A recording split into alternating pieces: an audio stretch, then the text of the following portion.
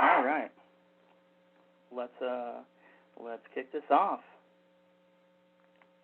So thanks you all for coming today. Before we get started, I wanted to kind of introduce myself and a little bit of my background. So right out of college, my first technology job was at a company called Technic Data in Overland Park. I started as a web designer there, and then eventually moved into marketing, and then worked my way up to be a VP over about 8 years. I left Technic and went and started my own brewing company with a friend, Big Rip Brewing Company in North Kansas City. We grew that for about 7 or 8 years, and then last year sold it and joined the KU Med Center team, doing web design and training. So on a personal note, I'm also a volunteer firefighter for Kaufman Bend, which is our local rural fire department.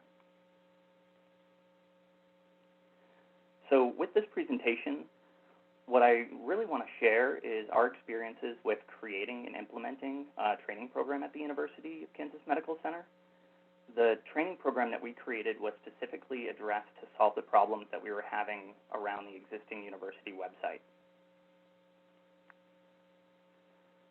So this presentation kind of broke up into 4 parts. The first one is about the data that we manage for the website and who supports it. The second part is about the web editors and what they do and then how they became web editors in the first place. The third part is to highlight the key issues we wanted to solve and the solutions that we decided to implement. And then the last part is to go over our new training program and some of the results so far. So our project started with an opportunity. Sometimes opportunities come in many forms, and you just have to be ready to receive them. Our opportunity was given to us when the communications department came to us and told us they wanted to redo the entire website, all the content and the design of every page that we managed. Every few years we had gone through a redesign or made improvements, but this particular one touched not only design of the site, but also the entire structure, including all the content and all the documents. So at first it seemed like an impossible task, but in the end it helped us force us to break out of that cycle and come up with new processes in how we manage the website and how our editors are trained. To give you a little background of the project itself, when we were talking about redoing the structure and the content of the website, some may not seem like it sounds like a large undertaking, but it really depends on how large the scale of the site is and how many people are on the team managing the site. So our web team consists of 3 people, including myself, and that's in the KC campus. And then we have additional editors within communications and in Wichita who help facilitate some key content. Our small web team is pretty much the small go-to department for all things on the public website, as well as on the intranet on campus. So overall, we oversee over 15,000 web pages, over 3,000 bios, and the training of over 250 editors who help us manage our department website content in an Ingenix CMS system. Many of our websites don't have a website editor at all, in which case our department actually takes care of that. However, some departments have several editors, each managing a small piece of the site.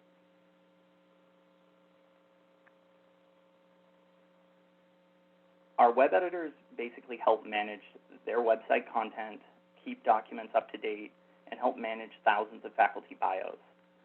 With a website as large as ours, it's kind of impossible for us to manage all of the content ourselves, so making sure that our editors are properly trained and have access is key. So to understand the project better, we should probably review how a person at the university becomes a website editor. I'm sure our old training process is pretty relatable to the trainings that you may have participated or helped organize in the past. So first a user would sign up to be trained, and then we would add them to our training list. Then we would host a small group class, and at the end we would ask them to fill out what we affectionately call a smiley sheet. basically a grade of the teacher when the class is completed. Then we would make sure they had links to supporting materials on the intranet, and occasionally we would follow up with tips and tricks.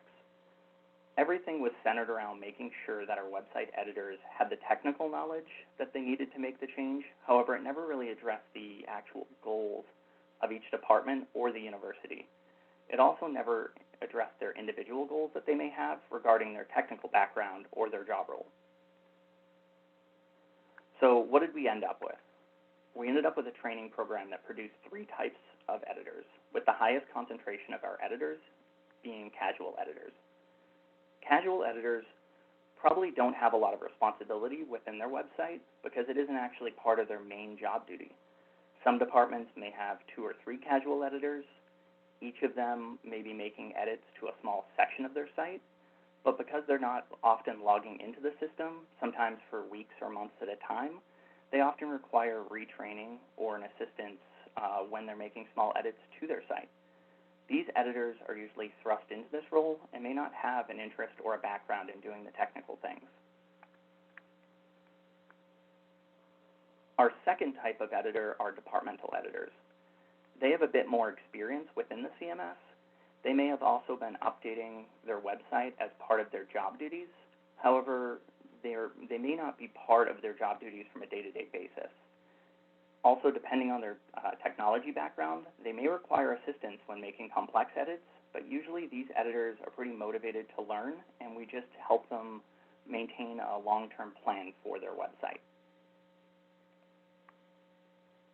And the final type of editor is power editors. These editors have an increased responsibility regarding the website. They're usually very motivated to learn new techniques that might make their job easier. And in a lot of cases, they have a technology background, which really helps with their understanding of the interface. Most of these editors really don't need that much assistance on a day-to-day. We maybe just help them with best practices. So in the end, what was the problem that, as a university, we were trying to solve? Ultimately, it came down to the fact that we were training users the same no matter what experience they had or what role they played within their organization. We were putting an emphasis on how to physically do an action without actually asking them why or if they needed to do the action in the first place. It basically resulted in not adequately facilitating the university or the department goals. So this quote is not actually said by Albert Einstein, but in most corners of the internet, it's who they give credit to. So even though the quote is fake, I don't think it diminishes the value, and I believe it really hits the nail on the head when I think about how to go fixing a complex issue. Ultimately, we need to think differently, or we're going to get the same results over and over. So we looked at our editor base. We identified 5 key problems that we needed to solve before we could fulfill our goals. It came down to the fact that we have so many casual editors and not enough resources to train them to become departmental editors or power editors. We were kind of stuck in a cycle of training and retraining, and the quality and consistency that we really wanted wasn't there, and it would require a new level of governance that we didn't have in place. We also wanted to empower our editors to make better choices for their content, and this would require ongoing training. But when you have over 200 editors, some who may not be willing to spend as much time learning when they're focused on their primary job duties, it created a pretty tough situation. We started trying to solve the problem relating to our casual editors. The goal was to reduce the number of casual editors we had. The biggest way we could accomplish this was by adding a needs assessment before we even got started. We'd start working with them by asking them to take a basic intake form and share with us some of the details about what their plans were with the website, whether they have experience with things like HTML, editing photos, accessibility standards, writing for the web, and if they were the only person in their website that was going to need access or if there was additional editors. This would give us data points that we didn't have before and would allow us to provide a way of engaging departments to say, hey, let's discuss what you need here. For example, do you need 3 editors for your small site, or maybe does your website really not need an editor at all? Maybe we can actually facilitate the changes for you because you don't need them on a frequent basis. Our goal with this stage was to know who plans on editing what and how often. This would establish a way of taking the remaining casual editors and help us advance them through the pipeline and have them get trained better to become departmental editors. So just by putting the needs assessment in place and discussing with them how best to facilitate their department updates, we estimate that we're going to reduce the number of casual editors by 50%. We also discovered that many of the editors were relieved to no longer have to spend their time fumbling in the CMS. They felt like it was too technical for them, and they took out time that they could be spending somewhere else. This gave us another opportunity to go over how they should get support in the future and help us improve our workflow by reinforcing the goals and objectives we just set up. The next goal was for our departmental editors. We focused on making sure our content quality and overall goals would come first with this group. Most of them in the long term would be the ones making a majority of the changes on the site. So in order to accomplish this, we need to make sure that we come up with our governance goals and start working on our learning process as a whole. We spent months putting together our governance materials, and this is where we set out 3 different goals. The first one was to provide clear expectations and define the role of our editors. The second one was to provide editorial guidance and reiterate the standards for our look and feel. And then the third part was to provide reinforceable policies and procedures on what content we expect to be on the website and what to do when there's a question. Governance isn't about saying, don't do this. It's about empowering people to make better choices. As we had discussions with our editors, we were getting really good feedback about being able to reference the governance document and have clear guidance on things about the layout best practices and what shouldn't be on the website. It was clear that each editor was on their own island and felt a little bit isolated, so this resulted in each department doing things a little bit differently. By having our governance in place, we're able to show them the best way to handle different situations and make it consistent throughout the university. Here's a basic example of how on the old JDoc Free Clinic site, we would have created 16 different pages for each of these resources down the left-hand side of the page, when in reality, all we needed was 1 page with the new site. So using the governance materials, we recommended a new feature that's built into the new website design. It's cleaner and has a better user experience. However, the main thing is we created a system in which case the users are now able to identify in which situations they should use which tools. So while we were working with departments and developing our needs assessment criteria and our governance documents, we were also developing a new training program. And this training program was supposed to be addressing all of our objectives and department goals that we've already outlined. We decided we wanted to do a mix of self-guided training, group training, and one-on-one training. This would ensure that the program was consistent enough to teach users the fundamental concepts of using the CMS, but stayed flexible so that we could address their individual needs. So after their formal training is over, that's when we would make job aids, provide on-demand resources, demos, and then continue to communicate best practices. So the first step of our training program is the self-guided portion. This is the most rigid, one-size-fits-all portion of the training. However, the purpose of our self-guided training is to simply introduce the concepts relating to being an editor, such as how is the training program structured in the first place? What templates will they be editing? What governance documentation is available? And what websites are available for them to review? This was an important change. Think about all the times that you've been to a meeting or a training only be given all of the important documentation at the very beginning of the meeting. It doesn't really provide you any time for review or reflection on it. And so by starting with this self-guided flipped classroom method, we're better able to make sure that our editors have a basic understanding before they go to the next phase of the training. This is a short example of that. You will need to be familiar with is components. A component is a predefined element that appears on a page. Think of a component as a content template. If a web page was a house, one component would be a kitchen made up of your countertops, cabinets, refrigerator, and so on. Another component type could be your bathroom, or perhaps a closet.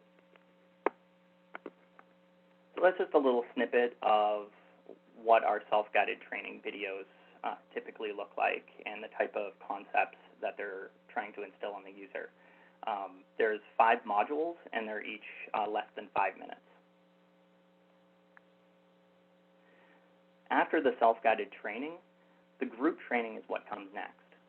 In this training, we try to keep groups to 2 to 4 people, and we try to keep them to having similar experience levels or website needs. For example, we try to avoid training a person who has a background in website design with a person who has expressed uneasiness when it comes to using technology like the CMS. This way we can go at a pace that fits everyone. We use this training to show how the interface ties into the concepts that we've already introduced in the self-guided training.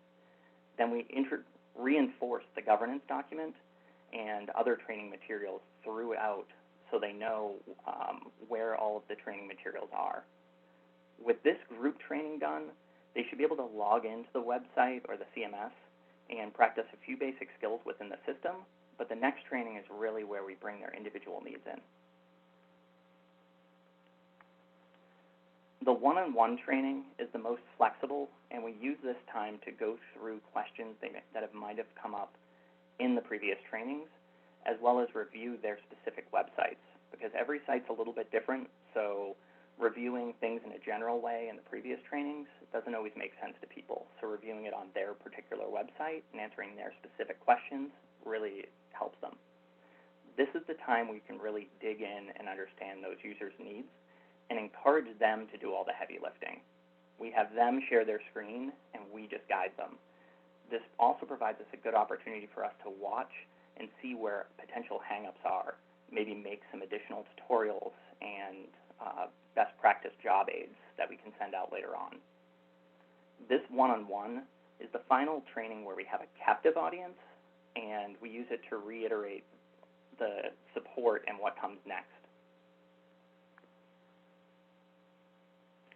So at any point during the training, they have access to a demo site with videos and PDF tutorials.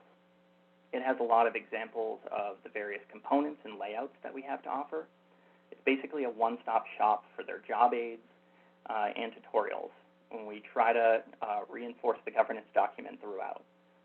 We also use this site along with another one on the intranet to clearly outline how to get support when they need it. The final part of our training program is to keep our editors engaged and learning new skills. We want them to continue, or we want to continue sharing them new techniques, job aids, and best practices. We also want to publicly call out editors who have done a good job and share the stories with others. By doing this, we can create a network of editors that even though they're not working together on a day-to-day basis, they can feel a little isolated. So by sharing this out, and how one editor overcame a challenge, it can help create an encouraging learning environment. The training program we created is definitely not set in stone. We're going to improve on things and keep changing it, whatever we need to do to keep our editors engaged. Training is not about one event. It's about reinforcing the concepts over and over to empower them to continue to learn. I want to leave you off on another great quote. To me, this quote really hits home when thinking about creating a training program. Helping users succeed in a training program isn't about meaning every training program works for every person or every aspect of the training program works for every person. It just means that we've set ourselves up for the best chance of success by making it intentional and thoughtful. We hopefully created the right environment for this training experience, and we'll continue to see good results throughout. Thank you for your time letting me share this, giving me this platform, and I kind of want to open things up for questions.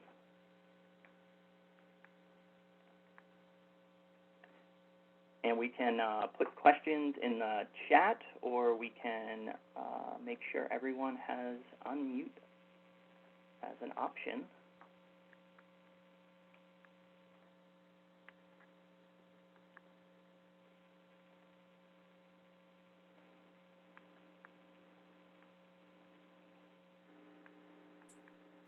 I have a question. Sure. You mentioned the idea of a dynamic process, continual improvement, and that's been a theme that we've heard a lot at various presentations, including the keynote.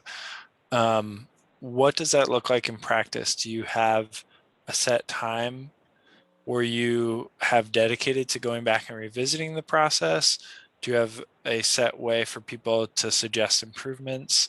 What does that constant improvement look like in practice? Yeah, thanks for that question. So essentially, we're still in the middle of our training aspect.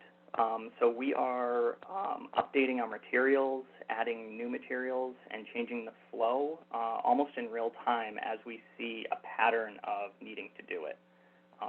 That's probably the biggest advantage of having those one-on-one sessions at the end, is we can kind of develop a pattern to say, you know, this part is frequently not working for everyone. We can get that one-on-one dialogue going and really ask them questions that maybe they wouldn't have just come out and asked. And then we also have a scheduled feedback loop. So at the end of the training, we have emails that go out on a 14, 30, 45-day basis, so that we're sending tips and tricks to people at the points when it might be beneficial to them instead of a one-size-fits-all. And that frequently gets a dialogue going with them, which, could potentially lead to more improvements down the road.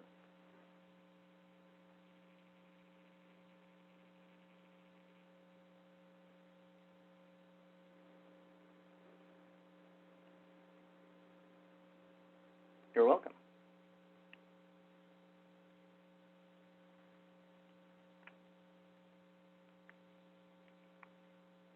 Any other questions?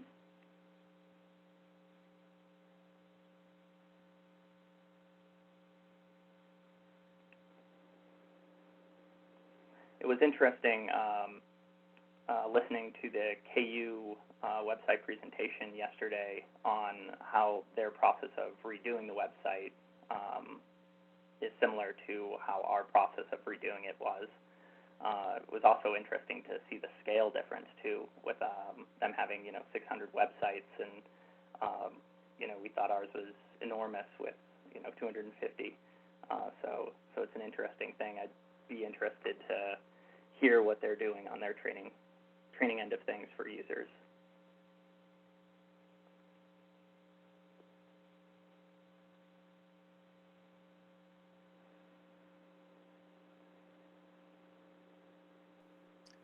I can, provide my perspective. I'm not a web developer. I'm in the application development side.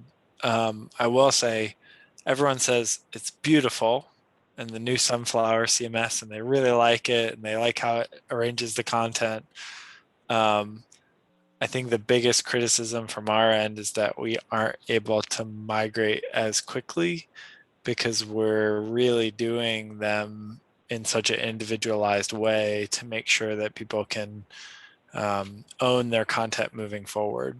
And so that doesn't scale very well when you have very specific training for what people are trying to do, rather than a one-size-fits-all, which scales better but doesn't solve individual problems that well. So I think we've erred on the side of working with people one-on-one, working with teams in a more personalized way. But that takes longer.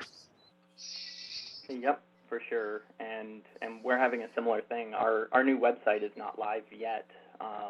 We've been training users, and they're in the new system and the old system, helping us migrate over some of their departmental pages and helping us do the show and tell parts of the website. And so we're able to get lots of good feedback on the training program, but the website itself is physically not live yet. So.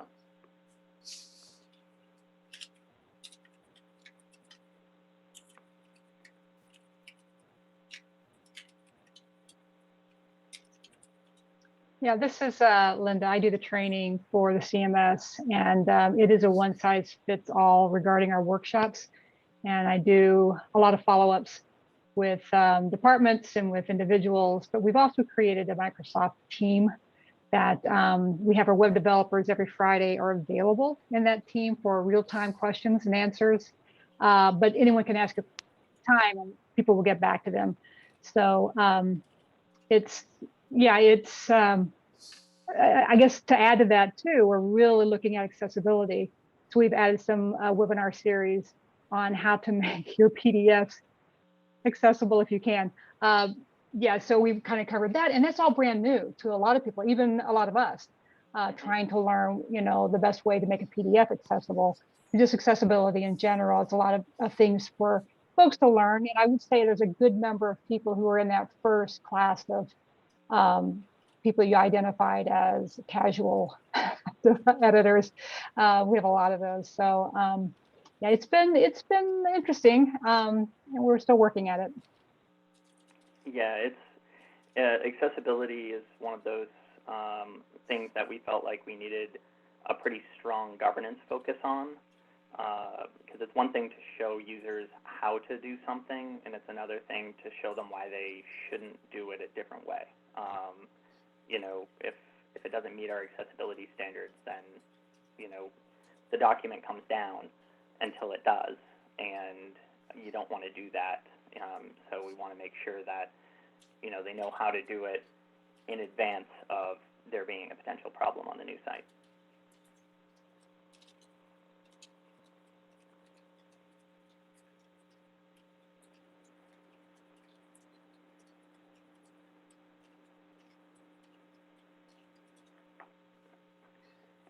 Anyone else want to ask a question or share an experience or make a comment?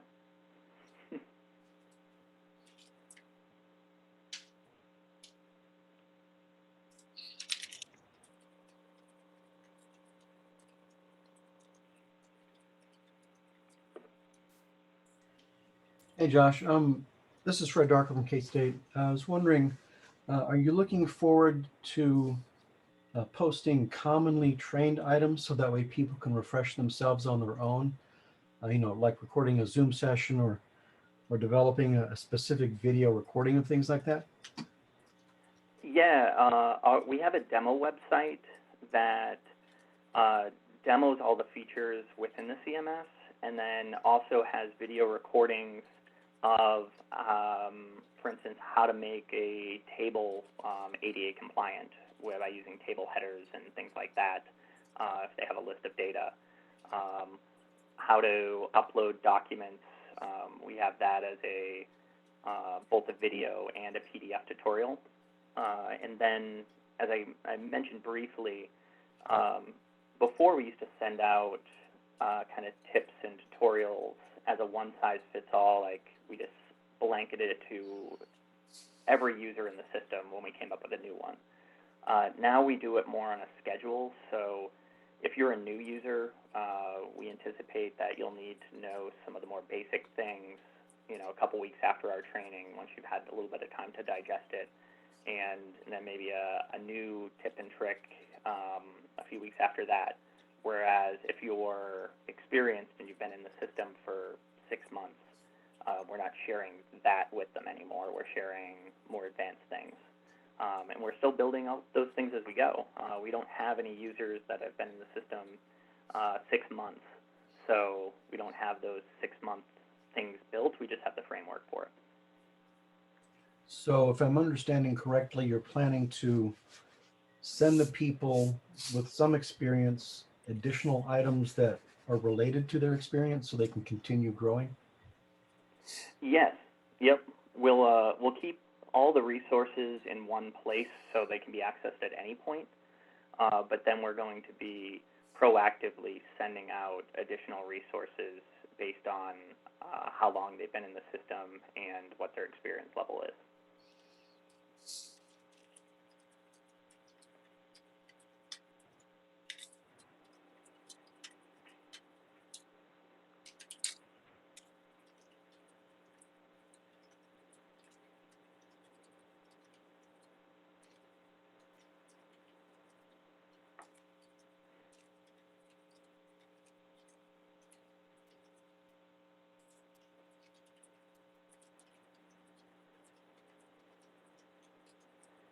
I know we have a fair bit of time left, but